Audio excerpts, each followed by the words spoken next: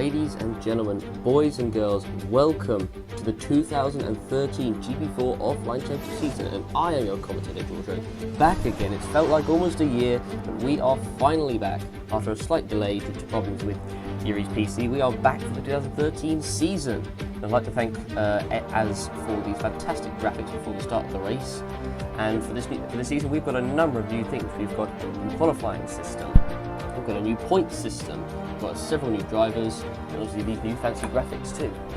But anyway, so as I said, the qualifying system, it is now going to be like in Formula 1, a three-tiered qualifying session. So you know all how that works by now. And also point system, it is now going to be points for the top 10, like in real Formula 1, unlike where we've had for the last few seasons, or pretty much since the start of the OC, the top 8 getting points after a vote. And more importantly, we've got some new drivers, we've got some returnees, and we've got a lap of the track as we're looking at right now. I'm very much looking forward to this season, and I imagine a lot of you are. We've got obviously these new fancy graphics. I'd like to thank Az once again for doing them so. We've got a new, the host Yuri has got a new PC, which means finally the OC will be streamed and recorded in high definition. We've got obviously the track action here. As you can see, there's the big crash that happened in 2009 between Alex Southgate and Joseph Williams. Let's hope that doesn't happen again this year. But as we've had a look through this lap, so we have a look at the tyre compounds. The medium tyre will be used for this race, along with the intermediate and wet, depending on if it will be, of course, wet during the race. So anyway, that's the tyre compounds. Let's have a look at the first starting grid of the 2013 season. On pole position, Jay McKenzie in his first race for Mercedes alongside Joseph Willows in the Ferrari 1 and 2. Third and fourth is the two Red Bulls, Nicholas Gow and Florian Volker. Fifth is Wade Scuba, and sixth is George Roque in Mercedes. Seventh, an impressive qualifying by Ricky Harksley, followed by Robert Inescu in 8th, Will Neller in 9th, and Kurosa Vedrosa in 10th for Sauber. Viggo Holst, a disappointing qualifying, the reigning champion in 11th, with Vedran Pedrina 12th, Hamarkar in 13th. As we look through the rest of the order, Oliver Glazebrook, Lucas Levi, Roman Clark and David Greenwood, and that was Hamarkar in 14th by the way. Rick Yan in 19th, Roland Moulton in 20th, Zachary Fitzgerald in 21st, and William Duncan in last position in 42nd. Not exactly the start that he would have wanted to his OC career. As we have a look at the weather, it will be dry conditions for the race, no chance of rain, so the inters and wets will not be used. So it'll be interesting to see what these strategies will be like for the Grand Prix. I'm very much looking forward to this. I hope you guys are as well, as we're now about to head towards the starting grid. And here we are, onto the grid. Jay McKenzie's on pole position, Joseph Willows in second, Gal third, Volker fourth, and Cooper fifth. The lights are about to come on, and they now do so. We now have 2 lights, 3 lights, 4 lights, and we have 5 lights. It's a long hold, and we're underway for the 2013 GP4 OC season, and McKenzie makes a good start from pole position. And will he get the jump into turn 1? Will Willows try to make it into the first corner? And oh, there's contact! Gal hits the back of McKenzie, but McKenzie stays on track and keeps the lead. As we look, as Gal makes it into second place, and Kuba, I think, believes, got past Willows as well, who's made a bad start. And we've got a yellow flag already at the first corner. I believe something must have happened, as now Kuba's trying to get past Gal for second place, and he does so. And Hamarkar is out of the race, and Lucas Levi in his return is also out. And there's a big traffic jam at the first corner. The two the Saubers have been involved, as a Williams, as a Caterham, as a Toro Rosso that doesn't have a front wing. I believe that is William Duncan. And oh dear, that is not a good start for him at all. But let's see what happened at the first corner. There's a Williams involved as well. Let's go on board with Lucas Levi from the start. So he's running in P16. He'd had a decent start, had to drop the position, but he'd dropped the position, and then he just managed to sneak through. You can see past all those cars there, and he moved all the way up into 12th and was just behind the McLaren and tried to get on the inside of Viggo Holst, and then he just gets collected from behind by the Williams there of Roland Moitian. And let's have a look at on-board from his point of view, coming into the first corner. As you can see, just maybe went a bit too close behind and caught him, and then Moitian actually took out Hamarkar in the process, who had pretty much really nowhere to go, and that caused the big traffic jam behind Moitian. So De Rossa was stuck, the two Saubers, De Rossa, Jan, Greenwood, Fitzwater, they're all stuck behind there, and that's not going to do their races a whole lot of good at all. But already, start line incident here at the Australian Grand Prix. What a start we've had. William Duncan, unfortunately, is going to have to go into the pits with that damaged front wing, not the start of the season that he would have wanted in his first race in the OC. Again, now up to 16th, there's Quag as we look down the order. So McKenzie second, Gal in third, who's defending from Joseph Willows, who's trying to make a move on the inside. He can't quite do it. Ricky Parkson has made a good start. He's up into 5th place from 7th. as we look going onto the straight. There's a whole line of cars behind the Willows and Harkness as they come down the back straight. And now, who's that? Florian Volker, sorry, battling with George Roke, who's on the inside. And has Roke made the move stick? I'm not entirely sure, and the answer is no, he hasn't. Actually, when I think I did see him ahead. Let me just have a look at it again. Yes, he has. He actually did make the move stick on Volker. Now Volker's under pressure. A couple of cars behind him, and Kuba, as you can see here, is already caught up to the back of Mackenzie up front as they come into the penultimate corner. And now coming around the right-hander onto the back straight. Kuba's on a mission here. He's got fairly low fuel, so I imagine that's probably why he's doing this well at the moment. But he's now alongside Mackenzie. He sets the fastest lap and actually takes the lead, I think, just before the finish line. And Waze Kuba leads the Australian Grand Prix, and he, I think, overtook him, just before the yellow flags came out. As we look at Mackenzie, who unfortunately just had no answer to Kuba, as they come now down towards the first corner. And George Roke has actually got past Ricky Harkness in the Force India. Now Vedra Vedrina is right behind Volker, and so is Robert Ionescu trying to get involved in the act as well. But Kuba leads from Mackenzie second, Gal in third, Willows in fourth, Roke in fifth, Harkness in sixth, Vedrina, who's actually got past Volker, as you can see on the graphic down there, so he's up to 7th. Volker is now down to 8th place. You can see there, Ionescu 9th, and Holst currently completing the points in 10th place. Now, Robert Ionescu is right behind Florian Volker. He must have a heavy fuel load, but it looks like Robert Ionescu has also got a heavy fuel load as well. He's moved obviously over from over to Lotus for the season from Toro Rosso. And now Ionescu is going to try and make a move on the inside for P8. And can he make the move stick? No, he can't. And oh, there was contact behind, and Holst has been hit by Will Neller, and he's returned to the OC, and Holst tried to rejoin, but he's hit the wall, and the reigning champion, Theo Holst, is out of the Australian Grand Prix after just 2 laps of this race. Oh dear me, and that is not the return that Will Neller wanted either on his return to the OC after a 2-year absence. Well, actually, I should say, well, yeah, technically a 2-year absence. And unfortunately for Theo Holst, he is out of this Grand Prix. Not the result that he would have wanted at all. And I mean, it was disappointing in qualifying after the 3 sessions that he just missed out on Q3. But let's have a look at what happened again between them. So Holst was running in 10th, Will Neller was running just behind in 11th place. And I guess maybe Neller just misjudged maybe Holst braking coming into the straight there, I guess. I think that's probably the only way you could put it, to be honest. But unfortunately for Holst, he spins off and went into the wall. Will Neller's still on track, but he's going to have to kick the damaged front wing, so that's not the start he wanted at all. Franco Gamba now moves up into the points into 10th place. And Holst's car gets pushed away. There's Duncan in 19th, and Rilla Moyton coming out of the pits in 20th. And Mackenzie's come. Oh, there's contact! And that was pretty much the absolute worst time for Moyton to come out of the pits, right in front of Mackenzie there, as he's actually dropped way behind Waze Kuba, and he's going to drop something a lot more behind now after that collision. It's now Gow trying to make his way past Moyton. He's not exactly making it very easy, putting his car right in the middle of the track there. But Kuba's lead is now going to extend up the front. Let's have a look at what happened again. And you can see just Moyton just came right on the apex of the corner, right where Mackenzie was, and it was just pretty much the worst time there. And there was a bit of contact there. There was lucky that there was no damage there, so they both got away with it.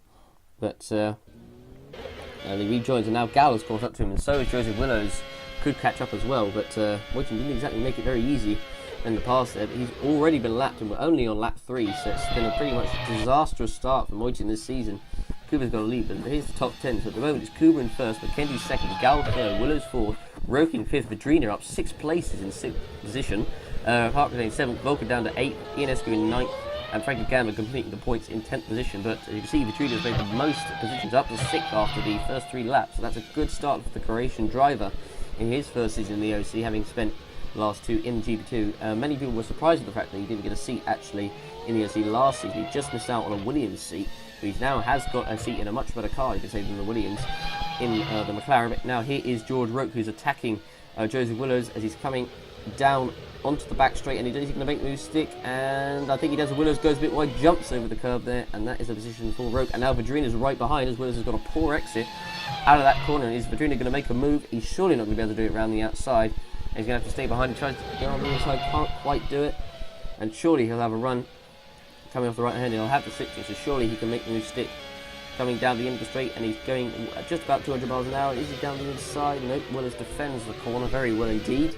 And Vedrina's right behind Willows. As there is Robert Ionescu still stuck behind Volker, and Vedrina's still right behind Willows. His Roke has got away just ahead. Vedrina coming around to the penultimate corner now, comes out through the final corner.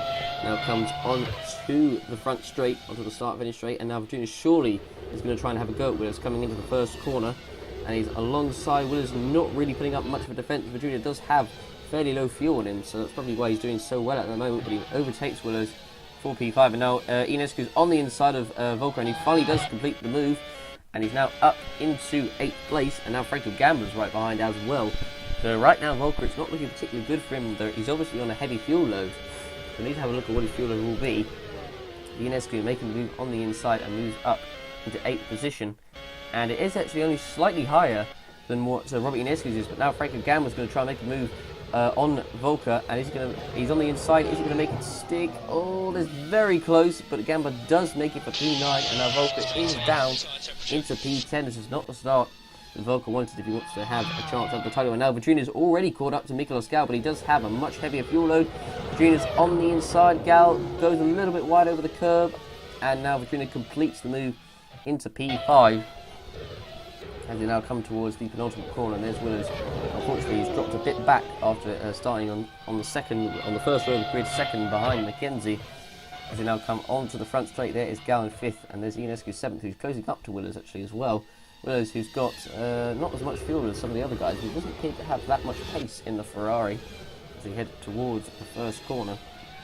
And Ionescu just following behind, looking to maybe get a move. And oh, that's Will Neller, and Will Neller is out of the race. For Loaders, that is not the start of the season he would have wanted at all on his return to the OC, and he is out of the race. It looks to be a technical problem, so we'll need to have a look at the replay to see what it was. And he was running down in P16. He had a heavy fuel load after having to pit after that collision with Viggo Holst.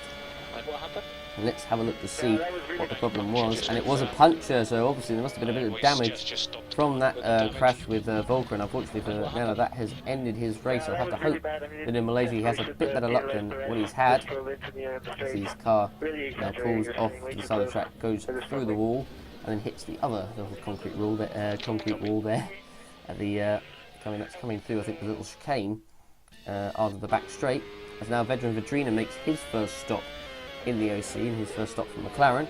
Let's see how much fuel they'll put in. I imagine he'll probably be on either a 2-stop or a 3-stop. There's certainly no way he's going to be on a 1-stop, so either a 2 or a 3. I mean, if he's pitted this early, I think it probably will be a 3-stop. Okay, no There's pressure. 20 laps of fuel, Just prepare yourself for the first. we'll see. So he'll be pitting around about the lap 30 mark. And Vedrina now coming through the pits. So where's he going to come out on track? Would be interested to know. So he's come out behind Glazebrook in the Sauber.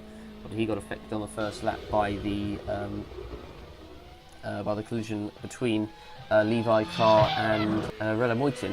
As now Waze Cooper, the leader, in fact, makes his way into the pits for his first stop at the Grand Prix. And let's see where he will come out on track. And he comes into the pits.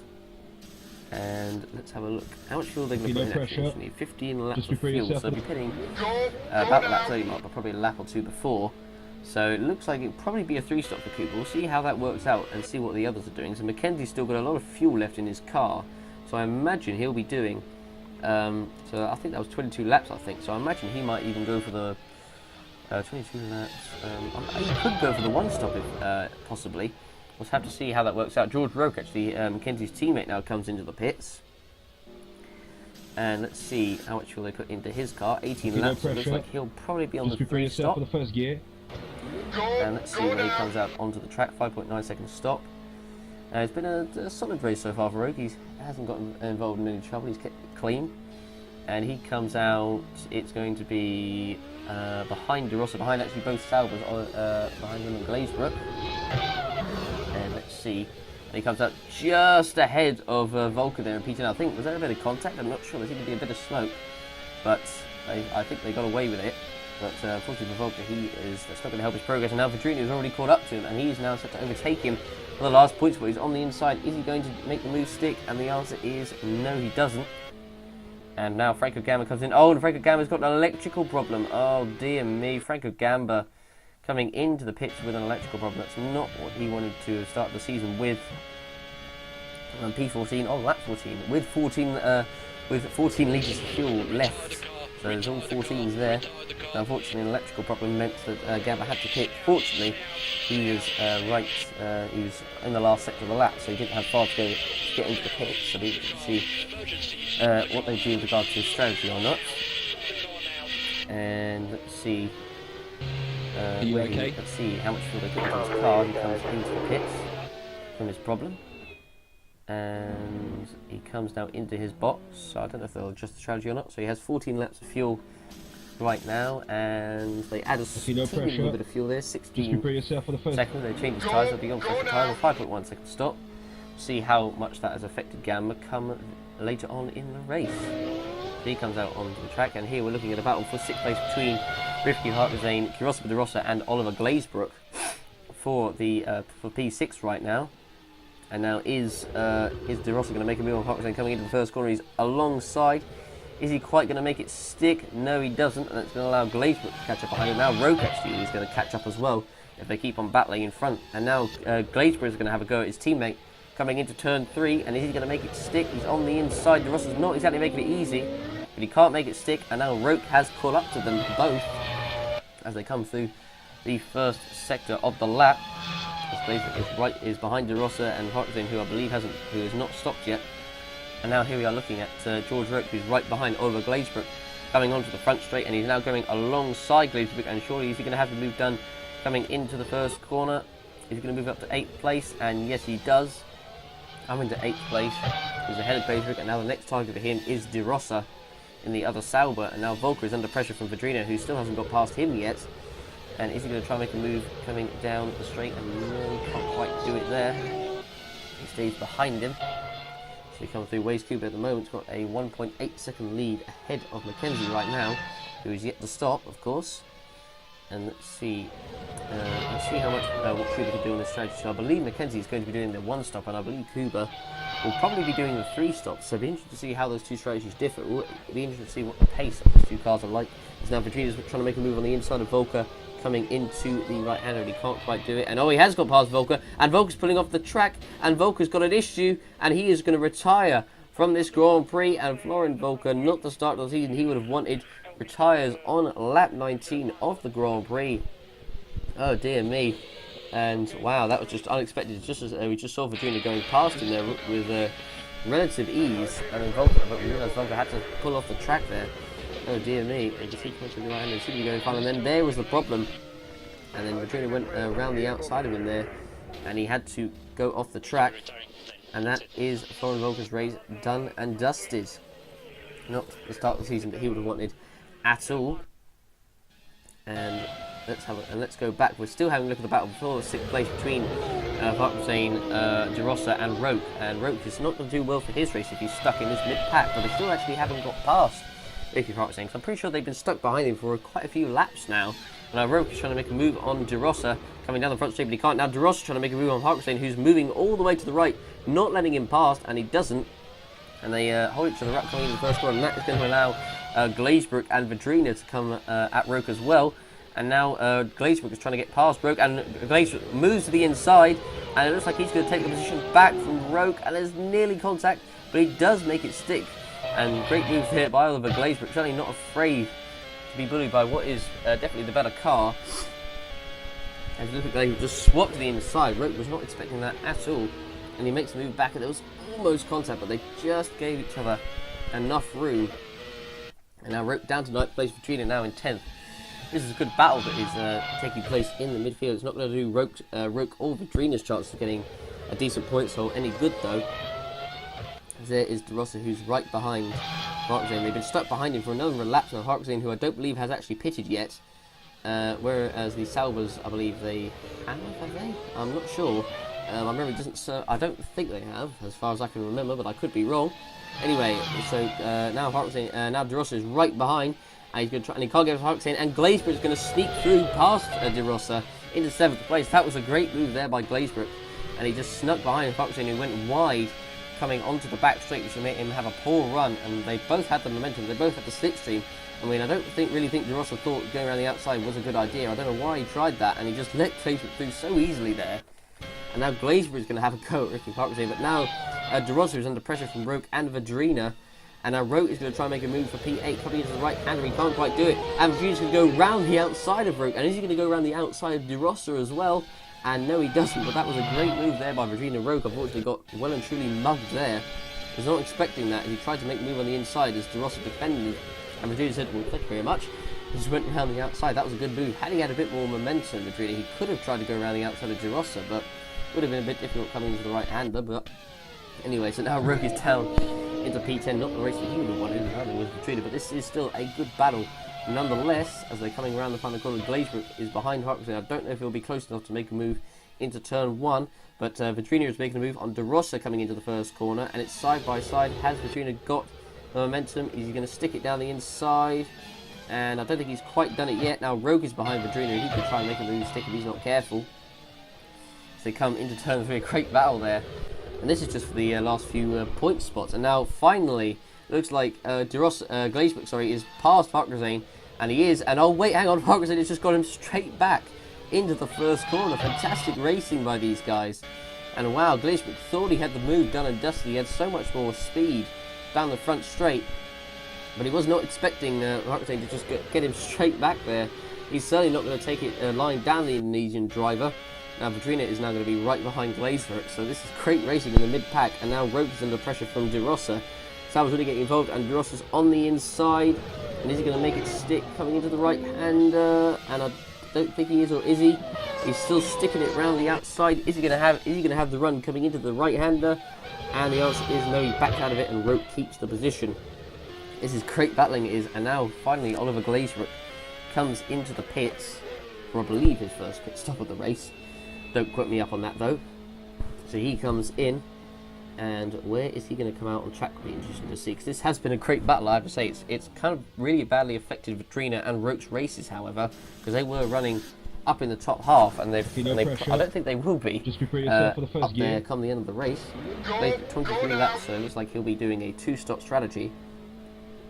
And let's see where he comes out on track. He's going to come up behind De Rossa. He's going to come out, it looks like, in P10. And there's a massive gap, I think, obviously from P10 to the next car, which is Roman Quark in the Williams. And actually, Waze Kuba has come into the pits for his second stop, so 21 laps, so he will be doing a 3-stop. I don't actually know what the gap is between him and Mackenzie, but Mackenzie still hasn't gone past him yet, so the gap is actually must be really, really large. And let's see, Kuba, he's done a 5.9 stop. Mackenzie still hasn't even come out. Okay, now he's gone past him, finally. So Kuba now finally comes out on track. Will he come out ahead of Robert Ionescu? And no, he doesn't. He comes out behind Robert Ionescu, so Kuba will come out in 3rd position as he rejoins the track. So Mackenzie, so he's obviously got quite a significant gap from Mackenzie, so that has done him quite well. So Mackenzie really needs to up the pace, I think, if he wants to have a chance. So actually, Joseph Willows is going to pit this lap. As we're now looking at Ricky Parkinson, who's still ahead of Virginia and Roke in 6th place.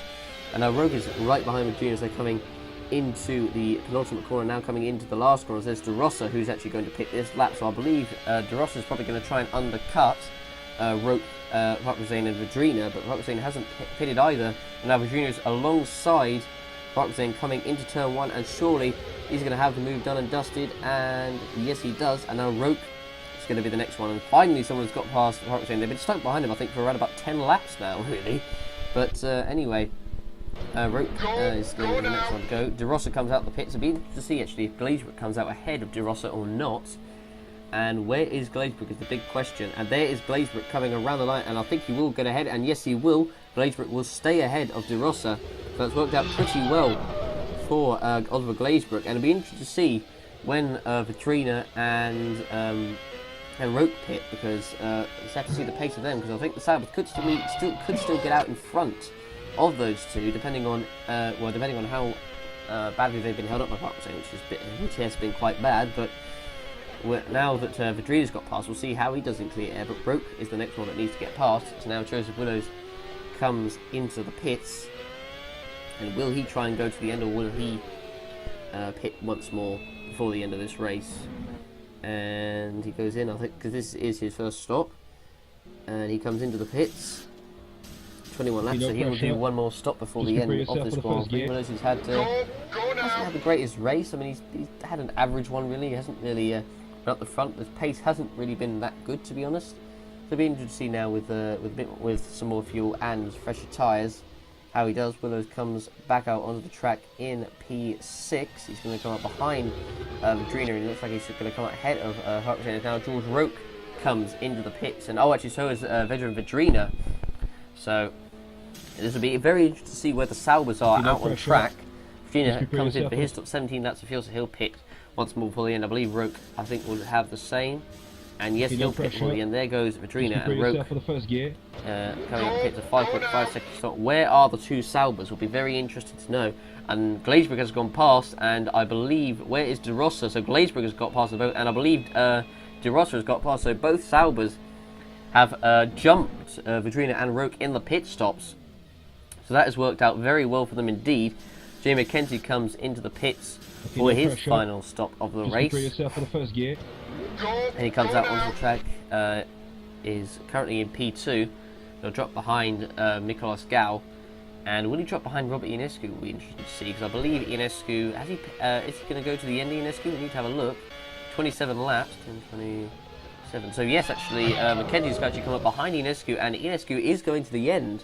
So Ionescu has actually jumped Jay McKenzie for the moment, P2. So unless McKenzie can catch up, Ionescu has stolen P2 off him. And now Harkson, who's still in P6, has now got Oliver Glazebrook right behind him, but Harkson is finally pitting. Now De Rossa is right behind Oliver Glazebrook, coming onto the back straight. I bet the Saubers are probably sick and tired of the sight of the Force India, the orange and white car, just ahead of them really, and now they can finally have some breathing space. But Harkson, this will be his first and only stop of the race. And let's see how much fuel they put in. I'd imagine they'll put fuel into the end, and yes they do, 27 laps, so he will be going to the end pretty comfortably there. First gear. And he comes out 7.2 seconds, so it's a bit slow there from the Force India crew. So he's come up behind George Roke, he's going to come up behind Fitzwater, who's now up into the temporary points. For Caterham, there's Rick Yan making his debut in the other Caterham in 12th. Nicolas Gal set to come into the pits for Red Bull for his final stop of the race. Let's see where he comes out on track. And into the pits he comes. Let's see how quick the stop will be from the Red Bull pit crew. Okay, no Tunnel pressure. for tyres changed, the adjustments they might make, and he comes up 5.1 second stops, so pretty quick. And where will he come out on track? He's come up behind Joseph Willis, but he's got to pit once more before the end, I believe. So be interesting to see the pace difference between Willows and Gal, now that Gal doesn't have to pit again, and he will come out obviously ahead of Oliver Glazebrook and De Rossa and the two Saubers, who've had a pretty impressive race so far, both De Rossa and Glazebrook. And we're now looking at Roman Quagg in the Williams, who's overtaken Rick Yan in the Caterham coming on the straight. Rick Yan got a poor exit out the corner, and Quagg was just so much quicker and alongside, and passes Yan going into the first corner. He's alongside, and he gets it done easily enough. And he moves up into 12th place. So we're now already on lap 40, so we're about into the final quarter of the race. Now De Rossa comes in for his final stop of the race. So Oliver Glazebrook at the moment is still out on track, so it'll be interesting to see if De Rossa can get ahead of his teammate Glazebrook. So I don't know how much more fuel Glazebrook has in his car, but I imagine he'll pit in the next maybe lap or so. But we shall see. De Rossa comes out in P9. He's going to come up ahead of Zachary Fitzwater, and I believe he is. I can't see him on the... well, and there he is. So he is crucially ahead of Zachary Fitzwater, who's actually pitting this lap, which he needed, because if he got held up by him, that would not have done this race any form of good. As now George Roke comes into the pits, so it'll be interesting to see what the distance between him and the Saubers will be like. Can he get out in front, or will he be behind them? I believe he most likely will probably be behind them. Pressure. Unless he's had an amazing in-lap, or has done a few fast laps. 6.8 second stop, that's pretty slow by the Mercedes crew. And where will he come out? So Vedrina is currently ahead, but obviously he hasn't pitted. Where is De Rossa? And De Rossa has got past. So De Rossa has jumped him in the stop and is still ahead of him. So the big question is, where will Glazebrook come out onto the track? So we need to see what Roke's pace would be like. That 6.8 second stop didn't really do him a whole lot of good at all. So Waze Kuba comes in for his final stop of the race, a 4.8 second stop. I mean, that is pretty quick by the Ferrari crew, so well done to them. And he comes back out onto the track, and there's Quagg and as Ionescu is just about to lap him. Roke and Vedrina, who's made his pit stop, has come out ahead of George Roke. So Vedrina has come out ahead, so it's not really worked out for George Roke well at all. So clearly the pace has not been there in the Mercedes. as Kuba comes out the pit in a comfortable P1. I don't know where Mackenzie is. Sorry, Ionescu. And Ionescu's only just coming down the front straight now, so he's got a huge lead, Waze Kuba. He can really cruise it to the end. And, well, I mean, this victory is mainly all straight up in the bag, unless he has any problems. First gear. And as we look at Roman Quagg making his final stop of the race for Williams. Williams' car hasn't really been on pace today. And now, finally, Oliver Glazebrook comes in for his final stop. So will he come out ahead of his teammate De Rossa? Those two have been in a battle all race, and it has been a fascinating battle, I have to say. And now Glazebrook makes his stop, as Joseph Willis has actually also made his final stop as well for the P5. So the question is, where is De Rossa? And De Rossa is just coming around the final corner, so I believe De Rossa is probably going to get ahead of Glazebrook, or is he? Where is Glazebrook? And Glazebrook is just coming out the pits, and De Rossa is going to come out ahead of Glazebrook, so that has worked out well for De Rossa, but Glazebrook is going to have much fresher tyres, and he's got still 12 laps to have an attack on his teammate. And that is a problem for the Marussia there of David Greenwood, who's I don't know, let's have a look at the dashboard what the problem was coming into the first corner. And let's have a look what the problem was. It was a transmission problem, and by the looks of it, I think he might even get around the whole lap despite having that problem. And oh dear me, not what David Greenwood wanted at all. He's having a pretty solid race in his first GP for Marussia, and obviously his first time in the top tier. He was running P13, and he kept himself out of trouble really. But unfortunately he's going to drop position C to Franco Gamba in the Toro Rosso, who's going to overtake him. They come around the right hander, and there's a bit of contact there from Gamba as he was trying to overtake Greenwood. I don't think Gamba realised that Greenwood had a problem, so he went a little bit slow there, coming out of the corner there. He didn't realise he probably had an issue, and I mean that could have been a whole lot worse. And they had the Red Bull there of Nicolas Gal, who was lapping them, and he now does so. And you look at Green, he obviously managed to make it back. He's still out on track. But anyway, here we are onto the final lap of the race, and he is your race leader. Waze Kuba took the lead from Mackenzie on the first lap and has pretty much never looked back. The three-stop actually has worked out to perfection for Ferrari. He's so far ahead. I don't even know the gap between him and Ionescu, but he's so far ahead. And obviously we've still got the battle here between the two Salvos of Glazebrook and De Rossa, but Kuba could interrupt them. Glazebrook, who has caught up to De Rossa, but has not managed to pass him in those 12 laps. Certainly not very easy to overtake on this track, that is for sure. As Kuba comes down onto the back straight, Glazebrook, I don't think he's just not quite close enough to De Rossa at the moment, and Kuba, I think, could lap him at the moment, unless Glazebrook can hurry himself up, or if De Rossa makes a mistake. So now coming down to the left, and then the right, and now Kuba is going to be behind Glazebrook. Surely he's going to lap him, because he's just about in his slipstream now. And is Kuba going to make a move, coming around the right-hander, and no, he doesn't. But Kuba, who's absolutely dominated this race on the three-stop strategies, never looked back. The Ferraris certainly look good so far today, and Kuba does indeed lap over Glazebrook, so that is going to end the fight between De Rossa and Glazebrook. So De Rossa is going to nab 6th place as we're coming round the final corner, and Waze Kuba is going to take the first victory of the 2013 OC season. Congratulations to him. And he doesn't quite lap De Rossa in time, as now Vadrina comes home in 8th. Roque comes across the line in 9th position. Those for points as well. David Green, unfortunately, finishes in 16th after that issue we had earlier on. Roland Moichin, unfortunately, a very disappointing 17th place after getting involved in that first lap collision with Levi and Armand Carr as Moichin comes around the final corner, so he'll finish in P17. As we look behind us, as behind him is going to be the Lotus of Robert Ionescu, who takes a fantastic second place on his debut for Lotus. Congratulations to him. Rivki Farquharson completes the points in P10, as now we look at Jay Mackenzie, who's going to come across the line in P3, so at least that's a podium for him, so I guess I'll be happy with that. Zachary Fitzwater set to come across the line in 11th, or possibly, because he's got Roman Quagg right behind him as they're coming down through the final corner. Is he going to hold off Quagg? I don't think he's close enough. I think he's in the slipstream, and he can't quite make the move stick, and so it's Fitzwater 11th, Quagg in 12th, Miklos Galzic to come home and take a P4. Franco Gamba to just beat his teammate, William Duncan, who got involved in that first lap collision.